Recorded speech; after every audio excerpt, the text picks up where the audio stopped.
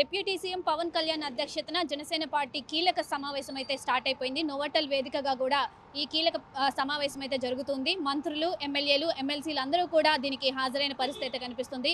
ప్రత్యేకించి రేపు పవన్ కళ్యాణ్ అయితే సర్జరీకి వెళ్ళబోతున్నారు. ముంబైలోని ధీరుభాయ్ అంబానీ హాస్పిటల్లో అయితే ఆయన సర్జరీ చేయించుకోబోతున్నారు. దీనికి సంబంధించి కూడా ఆయన 2 భుజాలకి సంబంధించి గాయాలైన పరిస్థితి ఉంది కాబట్టి గతంలో జరిగిన సంఘటన ఆధారంగా చూసుకొని ఆయన చెకప్ చేయించుకొని ఆల్రెడీ చెకప్ చేయించుకొని వచ్చిన తర్వాత ఈ రేపు సర్జరీకి వెళ్లాల్సిన పరిస్థితి కనిపిస్తుంది కాబట్టి ముందుగానే పార్టీలో కీలక సమావేశాలన్నీ కూడా నిర్వహిస్తున్నారు. ఇప్పటి వరకు ఉన్న కూడా అధికార షెడ్యూల్స్ అన్ని కూడా ఆయన ఫినిష్ చేసుకున్న పరిస్థితి కనిపిస్తుంది. అలాగే ఈ రోజు జనసేన పార్టీ మొత్తం అంతర్గత సమావేశం అయితే స్టార్ట్ అయిపోయింది. నోవటల్ వేదికగా కూడా ఈ సమావేశం జరుగుతుంది.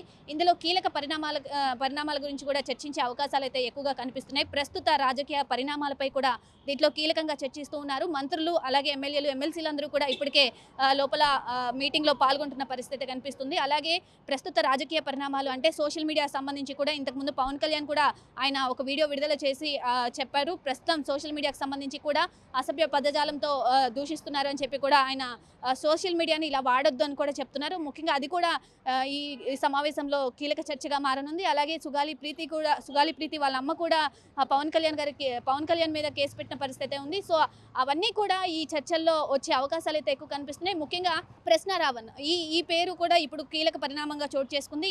దీనికి సంబంధించి కూడా మొత్తం సమావేశంలో ఈ టాపిక్ కూడా రావచ్చు అనే అవకాశాలు కూడా ఎక్కువగా కనిపిస్తూ ఉన్నాయి. అలాగే జగన్ చేస్తున్న ప్రతి దానికి కూడా జనసేనకి సంబంధించి పవన్ కళ్యాణ్నే ముఖ్యంగా టార్గెట్ చేస్తున్న పరిస్థితి కనిపిస్తుంది కాబట్టి సో ప్రతి చిన్న విషయానికి అటు సుగాలి ప్రీతి విషయంలో కానీ అటు రావణ్ విషయంలో కానీ ప్రతి విషయంలో కూడా ముఖ్యంగా Pawan Kalyan deputy CM Pawan Kalyan target అవుతున్నారు. సో దీనికి సంబంధించి కూడా so deputy CM Pawan Kalyan target అవ్వకుండా కూడా ఎట్లాంటి చర్యలు తీసుకోవాలి, ఎటువంటి టార్గెట్ చేస్తున్నారు కాబట్టి ప్రజెంట్ తాజా రాజకీయాల్లో ఆయనే ముఖ్యంగా టార్గెట్ అవుతున్నారు కాబట్టి దీనికి సంబంధించి మొత్తం ఎమ్మెల్సీలు, ఎమ్మెల్యేలు అందరూ కూడా కీలక పరిణామంగా కూడా తీసుకుంటున్నారు.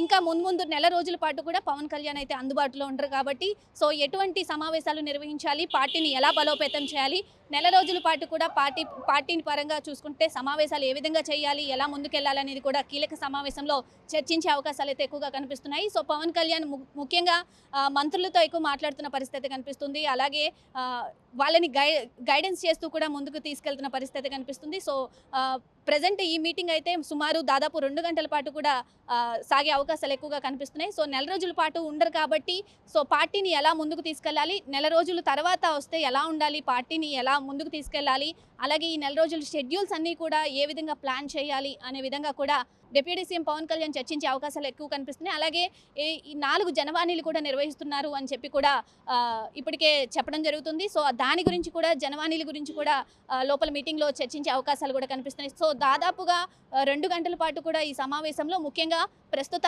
తాజా రాజకీయ పరిణామాలు అలాగే పవన్ కళ్యాణ్ ఆపరేషన్ చేయించుకుంటారు కాబట్టి ఈలోపు దాదాపు నెల రోజుల పాటు విశ్రాంతిలో ఉంటారు కాబట్టి ఎటువంటి కార్యక్రమాలు చేయాలి, పార్టీని కూడా ఎలా ముందుకు తీసుకెళ్లాలి అనే విధంగా కూడా వెళ్తున్న పరిస్థితి కనిపిస్తుంది.